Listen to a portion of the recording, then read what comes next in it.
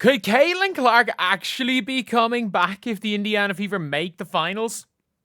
That is something that I think a lot of people are wondering. I saw this post here.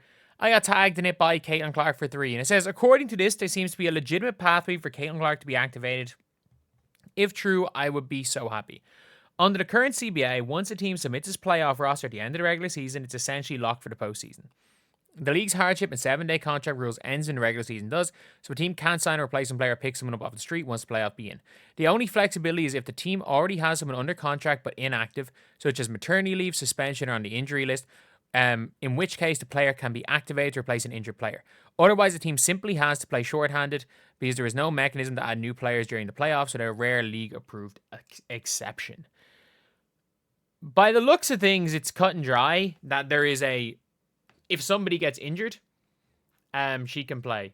However, this is a bit of a weird response. Caitlin Clark is not on the playoff roster, so she is not eligible to play. This would be referring to someone on the playoff roster but injured. No, it literally says someone who is under contract. Nothing to do with roster. It says somebody who's not on the roster but is under contract can play. Ideally, I want to believe Chloe Peterson, but I also want to see I also want to read Dante's concussion. If they're going to do it, they already would have. Plus, it makes sound like somebody would have to get injured for it to be reactivated. Look, I don't think she's going to play. I think it's not literally impossible. But there's probably as much of a chance of Kennedy Carter finding a way to trigger the league's rare league-approved exception and coming to the Fever than it is for Caitlin Clark. It's probably more likely that it's as likely that Kennedy Carter is the CC that plays for the Fever in the playoffs as Caitlin Clark. It's just not happening. And more so, I think, even if it's literally possible, first of all, it says here, Chloe Peterson, CC has also not been practicing with the team throughout this playoff run, so it's a very unlikely chance she could even be game ready should the Fever go further in the playoffs. I don't think Caitlin's going to be game ready, but it's do you risk it? Do you risk it? I do think, for me, that the Fever putting 11 players on the playoff roster I just don't know. I think the Fever made their decision with Caitlin Clark on the assumption they were going to lose to the Atlanta Dream. Because if you look at the Indiana Fever right now, if you look at the roster that played yesterday, there is 1, 2, 3, 4, 5, 6, 7, 8, 9, 10 with Dantas gone. They could have, by the way, Sophie Cunningham is on the playoff roster. It looks like they put Sophie Cunningham on the playoff roster instead of Caitlin Clark as their 12th player. Or maybe they just have 11 players and Sophie Cunningham's name is there. But they went with 11 players. They absolutely could put Caitlin Clark on the playoff roster and just have her injured. Have her injured coming back. But she's not on the roster. They literally did not fill their roster. So there's no chance that they are playing Caitlin Clark. And there's zero chance. Even if it is possible that she plays by coming in for an injury, they're not going to do it. Because if they had any consideration of doing that, they would just put her on the roster because, drumroll please, there's an open spot on the roster. They literally left an open spot on the roster for no reason. For no reason at all. You would assume if there was a chance, you would assume they would just, if nothing else, put a player that's not stupidly injured or that's not on crutches on the playoff roster just in case. Just in case there's a miraculous recovery. But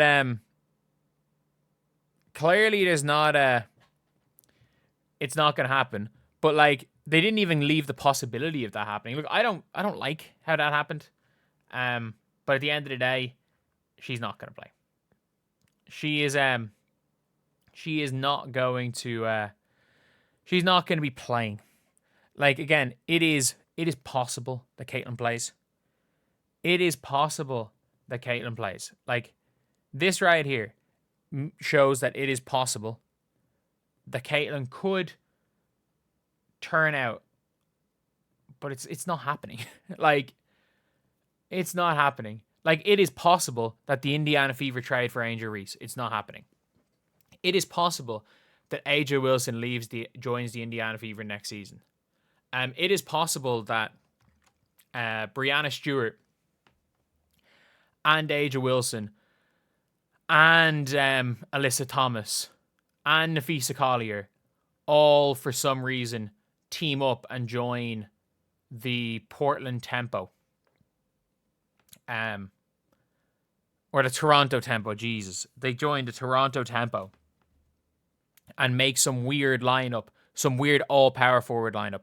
And they get Neka Wumake in as well. And they all come to an agreement and create the Council of Power Forwards, where the top 5 power forwards become the starting 5 and see how many games you win. That is possible to happen. That's as likely to happen as Caitlin Clark playing. I hate it. I hate that she's not playing. I think that Caitlin Clark at 60% speed, even at 60%, I think Caitlin Clark would massively, massively help this team. I think her at 60% gives the Indiana Fever a legitimate puncher's chance in the finals. And whatever about the Aces, as great as AJ Wilson is, if you look at the Aces versus the Fever rosters, the best player on both of these teams is AJ, but on any given day it can be Kelsey Mitchell. The second best player is probably Kelsey Mitchell with the way she's playing right now. Then obviously you've got players like Jackie Young for them, but like, man, they're starting Kirsten Bell and Alyssa Smith. We're not playing a team who've got Jess Shepard and Natisha Heidemann off the bench. Like, there's a difference. There is a difference. But look, at the end of the day, I hope that I think the Fever will be okay. I think the Fever will be okay long term. I think Caitlin will be okay long term. I think if the Fever go and make the finals, this is unbelievable.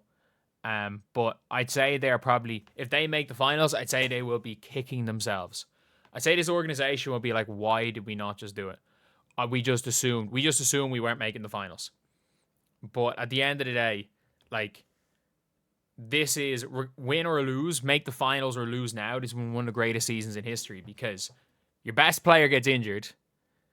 Your second best player is not playing in a system that suits her, but has adapted into this new system, just like she adapted into the CC system and is the ultimate second option, ultimate winning player in Leah Boston.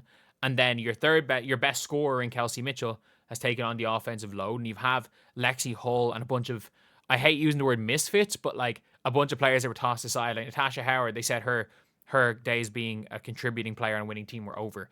They said Odyssey Sims was out of the league. Ariel Powers was out of the league. Like, this has been ridiculous. It's been absolutely ridiculous. And I would say the front office are kicking themselves, being like, man, we should have just let Caitlin Clark train. We should have just let her train. But yeah, anyway, that is the video. Let me know what you guys think in the comment section below. And as always, thank you guys for watching. Please like, comment, and subscribe.